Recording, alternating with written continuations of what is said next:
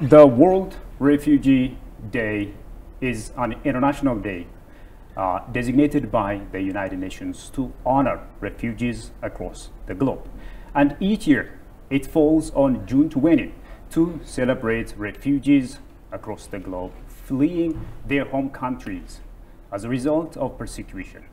And I'm joined here in the studio by Ato Tasfahun Gobazai, the Director General of Refugees and Returnees Service, and Dr. Mamadou Dian Balde, who is the UNHCR representative in Ethiopia, and will be spending some time talking about refugees with the program. I'm Shifara Olaka. Stay with us. My guests, thank you so much for joining me. Thank you for having us. Let me just jump right into the discussion and begin with Ato Tasfahun. So can you give us a sense of Ethiopia's refugee hosting history, and what are some of the organizations that are responsible for refugee operation in Ethiopia? Thank you very much. As you know, Ethiopia is very much cherished for having the most generous hand stretching to those who are in need of protection. This is really enshrined in our long history, and we can date back to centuries ago where we were able to give our refuge to those who are seeking the protection of this country. This very much precedes the international standardization and also normalization and bringing of the convention, which was issued in 1951. Yeah. It was really enshrined in our history, and also it's also partly in our culture. We can see in different nations' cultures that give very much serious attention to giving protection for those who are fleeing. This is also particularly relevant in our childhood games. Also, when someone is in need of some kind of protection, then he or she would achieve the necessary protection from the person or from the perpetrator. So it's one of our cherished histories, and it's one of our proud histories where we extend our hands to those who are in need of protection. And as I said, this is also something that precedes the international law-making process. All right. Thank you, Dr. Tasfahun. Let me come to you, Dr. Mamadou, and also ask you this question. How do you describe Ethiopia's contribution, to discharging its huge responsibility of hosting refugees, and also the burden, it bears as a result of this, and vis-a-vis global experience? Ethiopia is a very generous country. It's a country that has shown solidarity towards the brothers and sisters who have been fleeing persecution, war, but also violations of rights. Mm-hmm. And as Ato Tasfahun just indicated, this does not date from yesterday. It has been a long process, and as I can speak today, I can absolutely tell you that the first ever Global Refugee Forum that was held in Geneva in December 2019, right. Ethiopia was the country representing Africa in that Global Refugee Forum, along with 4 other countries like Germany, like Turkey, that were representing their own continent. Right. So I can say to you that Ethiopia is a leader. Ethiopia is a very generous country, and Ethiopia is showing the way by adopting provisions, by adopting policies that are providing protection to people fleeing persecution. I can also add to this the fact that Ethiopia also has produced refugees, as you know, throughout the past, and we want just to recognize the generosity that Ethiopia is globally providing within the African continent, but also globally. Okay. Okay. In this connection, as you know, both of you, Ethiopia is one of the nations, hosting the largest number of refugees in the world. So what is the overall picture of Ethiopia's refugee operation? Let me come to you. Okay. Since we started working according to the international Refugee Convention, then It dates back some 70 years, and the first refugees that came were the Sudanese refugees when there was a civil conflict between South Sudan, the now South Sudan, and also the Sudan government. And we have been continuing to give operation and protection and also service to those refugees that are coming out of the mostly neighboring countries. By now we have more than 868,000 refugees across the country. Most of them are from the neighboring countries of South Sudan, Somalia, Eritrea, and Sudan, while few others are from other different countries. Totally we have refugees from 26 countries across the world, and we are giving service based both in camp and also out of camp structures. In campus we have more than 22 camps across the country in Gambela, Benishangul, Somalia, Afar, and Tigray, and also Amhara. Right. While we also have a few refugees in Oromia, Moyale area, and largely also we have out-of-camp refugees in Addis Ababa, which is more than 80,000 as it stands now. So for all this operation, the government gives land for settlement or for camp establishment. It also gives natural resources like water and also firewood and stocks for shelter building, and also it provides protection and other basic services like education, inclusion of education, inclusion to education, and also higher education modalities. While the rest of the social services are provided by partners and in collaboration with other partners, UNHCR, and also other UN agencies like WFP, and other international donors and partners also play a very important role in providing the necessary provisions for the refugees that are residing in this country. The government remain open, and the government at federal level, at regional level, as well as the zonal and woreda levels, they are extremely supportive. But I would also say that the people of Ethiopia are supportive to their brothers and sisters. They share what they have, and as international community, we not only discuss and agree with donors to provide financial support to the refugee hosting areas, but we also try to make sure that through the receiving of refugees, there are shared services that are provided to some of the affected populations. So, for example, we also work on delivering health services in areas where you do not have health services that also benefit host populations. Across the regions that you have indicated, several of them have not had a lot of greater level of development standard. So when the refugees are hosted, the government is leading the way. UNHCR and other partners also try to get support, financial support, technical support, so that the services do not only benefit the refugees, but also the host populations that live around and that host the refugees. As you know, globally, there is this shift of approach from humanitarian support to developmental engagements to mutually benefit not only the host communities but also of the refugees. So what is the meaning of this first, and what are the achievements it is bringing in the Ethiopian context at this point? I think when it was established in 1951, refugee operation was supposed to be a temporary issue, and it was supposed to be withered away in a short period of time. But statistics are not showing that, and after 70 years we are hitting 100 million globally refugees that are seeking protection and also shelter in other countries. So the shift is because of the problem is continuing in magnitude, and it is not showing any sign of declining. So it needs a better approach, and what the international community, both host and also other countries, are coming together is to really see if there is an option of integrating the problem into the development agendas of the host countries, and also making it part of the development approaches of the country.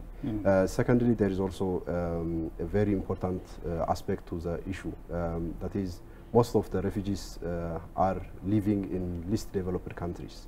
So these countries that are hosting a huge number of refugees, they are also having their own challenges of development. They are the least developed countries, both in service and also in economic indicators. Even when we come to Ethiopia, almost 80–90% of the refugees are living in the least developed regions of the country, the likes of Gambela, Benishangul, Somalia, and Afar.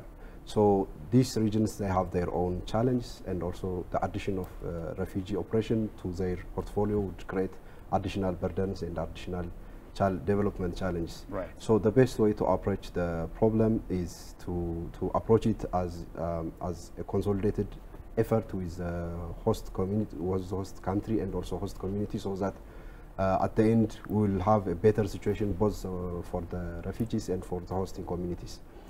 So the development approach is, in a nutshell, an effort to uplift the host communities and refugees into a better solution, into a better position, and also leaving them for self-sustained manners, because humanitarian supporters cannot continue forever.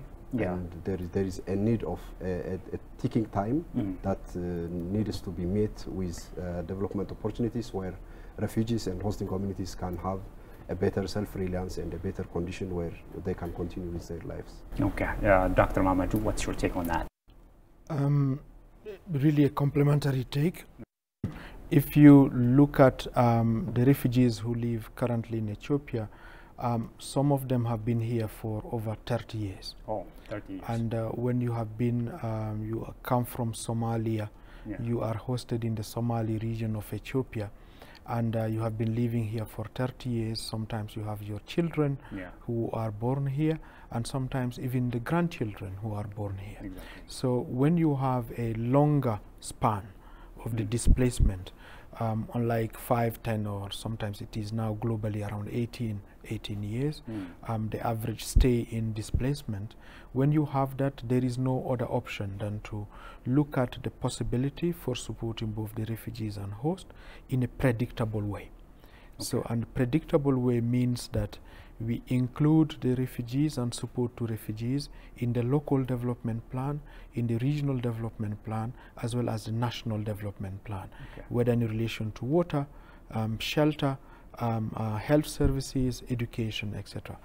And humanitarian organizations like UNHCR can provide that support. We in partnership with RRS, with the government service, but we need to get the support from institutions like international financial institutions and the World Bank, that is the global institutions working on fighting poverty, has been instrumental in this.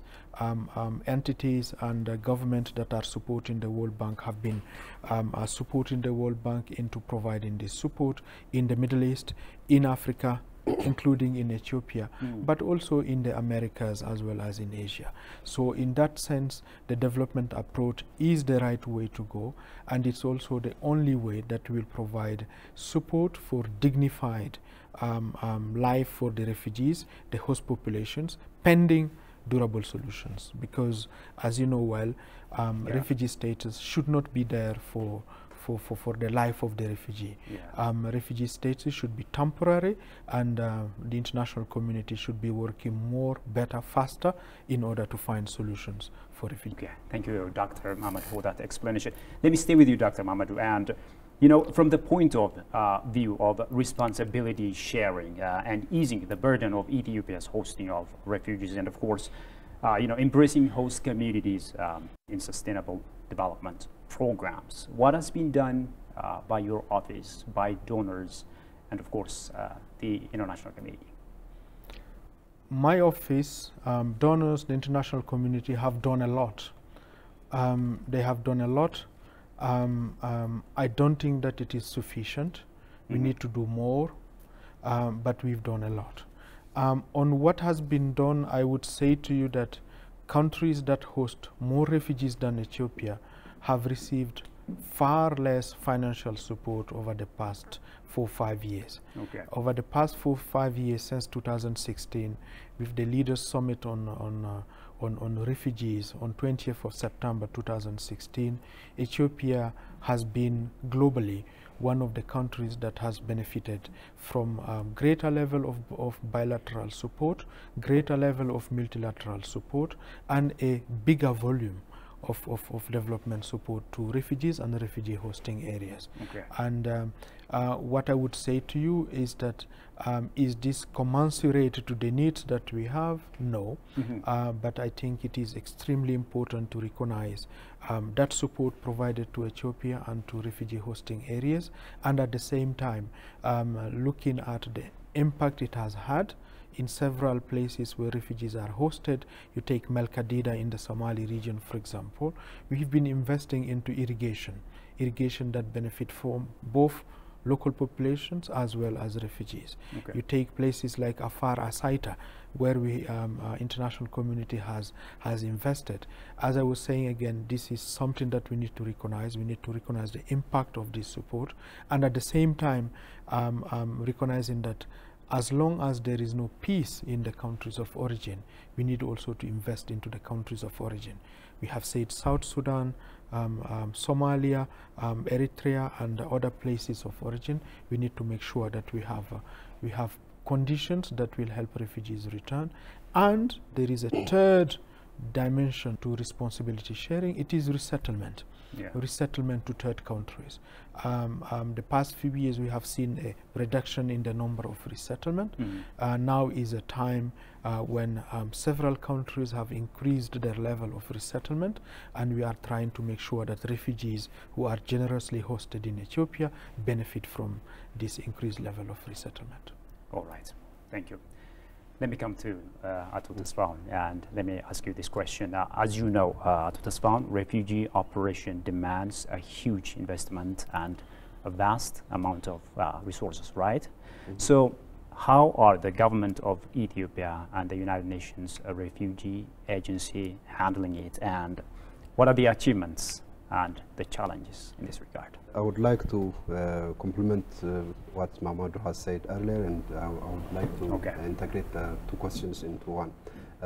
It's known that the durable solutions for refugees are three types. The first one is return, peaceful, voluntary and secure and dignified return. The second one is resettlement, and the third one is integration into local socio-economic integration with the local host community. In terms of this, I think the most important thing that we have to approach the refugee operation is to view it as a regional matter or as a regional issue. This continent or this subcontinent, the Horn of Africa, is a peculiar region where there are a lot of refugees that originate from one country and end up in the other, while the reverse is also true. For example, we have refugees, Sudanese refugees in Ethiopia, while we have also Ethiopians that seek refuge in Sudan. Yeah. It's the same with other countries. And when we see the reasons for seeking refuge, most of them are security related, and some of them are service and provision related. Of course, refugee, the reasons for seeking refuge are clearly stipulated in the international convention as fleeing persecution or aggression or war, but this is the reality. So what we are proposing for the international communities like IGAD, UNHCR and other UN agencies is to view it as an international agenda and also to view it in an interstate relationship dimension. For example, Sudan and South Sudan and Ethiopia can work together so that they can ensure safe return of their citizens, so that refuge status is shortened and also it gets a durable solution. So in this realm, I think it's very much important to focus on regional interventions so that the refugee operation gets lesser and lesser pressure on the host community. The second one is resettlement. Of course, as it was said by Mamadou, the number was decreasing from time to time, and we believe that the international community has a stake and a burden to share from the host communities. And as I said earlier, most of host communities are least developed countries with their own challenges. So we request the international community to really continue in giving different opportunities for refugees in terms of resettlement, in terms of education, and other issues. The third one is integration. This one is also another durable solution for the refugees, and the government of Ethiopia has one of the most progressive laws in the world in terms of giving access to refugees, both service and economic integration. We have granted rights of work, of getting driving license, and other related documentations and also services to refugees in this country. So we are working on all fronts, and we really want to continue our engagement and also the participation of the international community, both donors, countries, and UN agencies in realizing the easing of burden of refugee operation in the host country. Coming back to your question, I think, as you said, as you rightly said, refugee operation is a huge operation that requires a lot of resources. Yeah. And the government, in collaboration with UNHCR and other partners, is working, trying to achieve at least the minimum requirement for the refugees. But there are a lot of challenges. For example, if we talk about food, there are ration cuts from time to time. WFP is getting challenged to meet the necessary minimum standards for the refugees. We understand that there are a lot of hot issues in the world that require the attention of our donors, the likes of Ukraine, Afghanistan, Syria.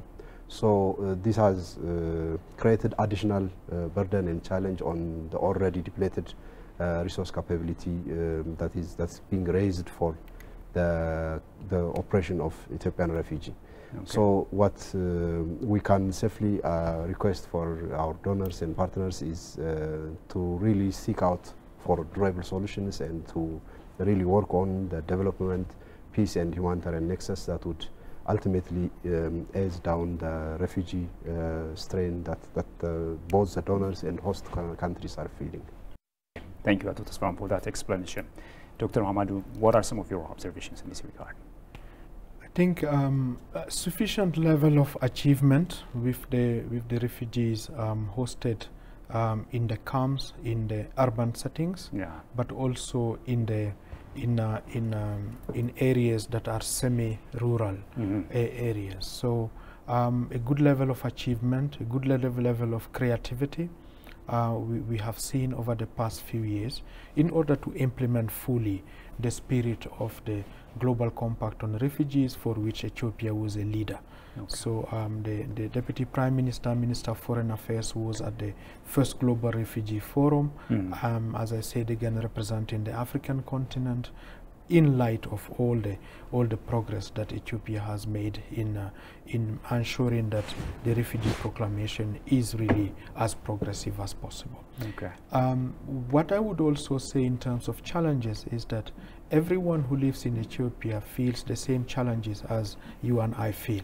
Right. So if you live in an urban setting, you have issues around housing, you have issues around accessing basic services, you have issues around food. Exactly. When it comes to refugees, it's even more than that. And the refugee hosting areas, it is even more than that. So I think the challenges are many, and the cost, as you indicated, are quite large. We are benefiting from generous donors who are supporting us, who are keeping their support despite all the challenges we have in Europe, in Asia, and other countries.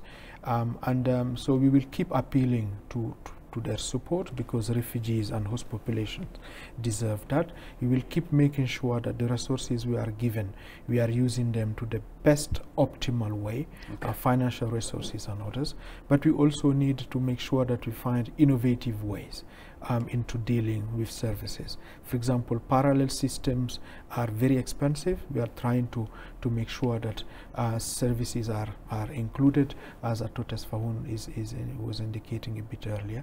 Okay. And what I could also add to this is that 20th of June is World Refugee Day. Exactly. And on World Refugee Day, we not only celebrate the the solidarity and the safety that generous countries like Ethiopia is providing, but also the need for us to speak a bit more to the human beings that are our brothers and sisters, because if you also enable them, they can use their own agency to contribute a bit more than what we have. And these are things that with the government here, with the Refugees and Returnees Service and other partners, both national and international, we are trying to make a reality.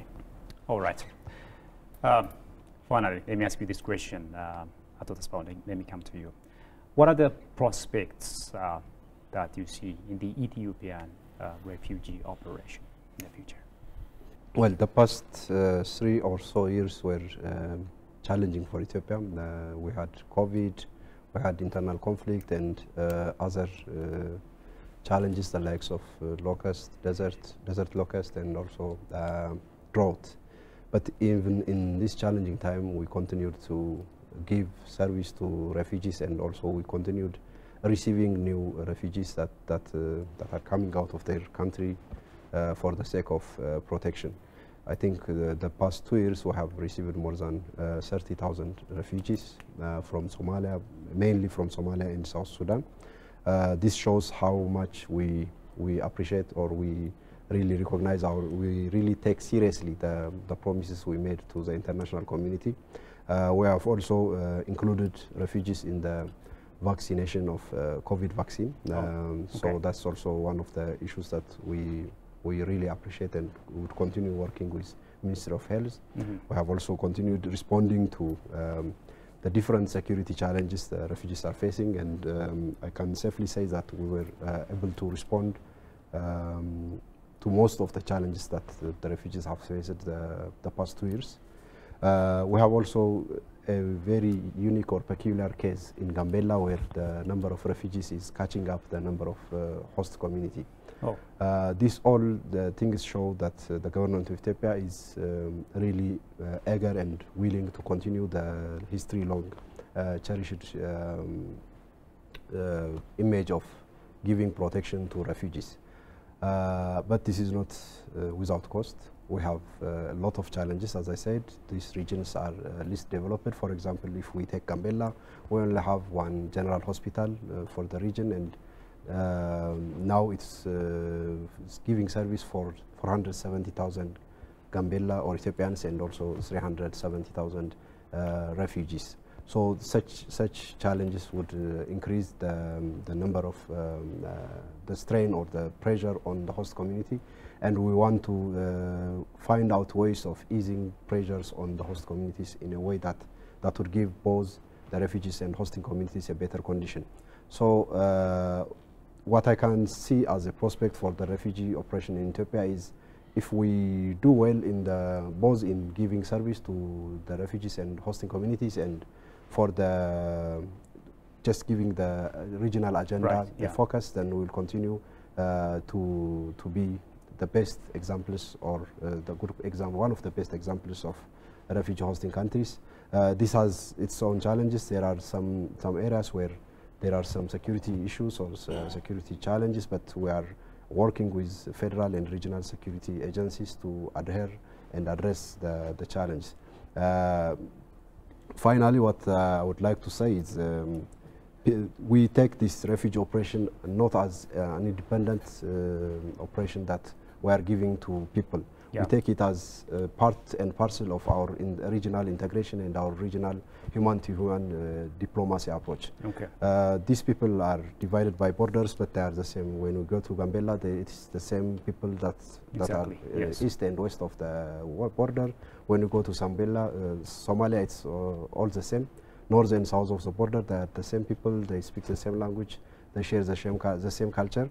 So what we are doing in the refugee operation is part and parcel of our foreign policy and diplomacy approach to our people who are in need, our brothers and sisters who are in need and who are just away from us. So we'll continue in the spirit of our history, and also in the spirit of our foreign policy. We will also continue to plea our donors and partners to scale up their support and also to continue supporting the refugee operation in such a way that it would alleviate the challenges both the refugees and host communities are facing. Okay, let me ask you the same question. So what are some of the prospects that you see in the Ethiopian refugee operation? I would say the need to continue supporting this generous country and the generous people who are receiving the refugees. Okay. As UNHCR, as members of the international community, as part of the UN family, this is our responsibility to mobilize for support to Ethiopia as well as refugee hosting areas and the populations that are there. So that one, I think there is a clear commitment. The government is very progressive. We made, or the government of Ethiopia made 4 pledges at the Global Refugee Forum on improving access to education, improving access to energy, improving the protection services, but also jobs, livelihoods to benefit both refugees and the host populations. Exactly. So how can we mobilize technical and financial partners in support of this very clear direction, so that we can keep Ethiopia as the leader when it comes to refugee protection. So that's, I think, a very important work ahead of us. A second dimension, as Ato Tesfahun indicated, is really to support the regional search for solutions. In March 2017, the IGAD bloc adopted a Nairobi Declaration and Plan of Action for refugees, returnees, and other persons of concern to UNHCR. Yeah. It has been complemented by 2 declarations on education as well as on jobs and livelihoods. How can we support this regional effort is a critical dimension of what we do at UNHCR. And I would say the third leg of my answer to you is to harness the capacities refugees have themselves. We have every year in Ethiopia thousands of refugees who access education, and they get access to that. How can we make sure that they are being supported into harnessing their own human capital pending return to their countries of origin? And you know, as UNHCR, we have representations in South Sudan, in Somalia, in all these countries of origin of the refugees, and we want to make sure that we also, as much as possible, help support the return reintegration as well as resettlement and third country solutions. I would not really leave without really emphasizing the fact that solidarity are critical into what we are doing. We are grateful to the government and people of Ethiopia for the support provided to refugees. This country has produced itself refugees, has had refugees in neighboring countries.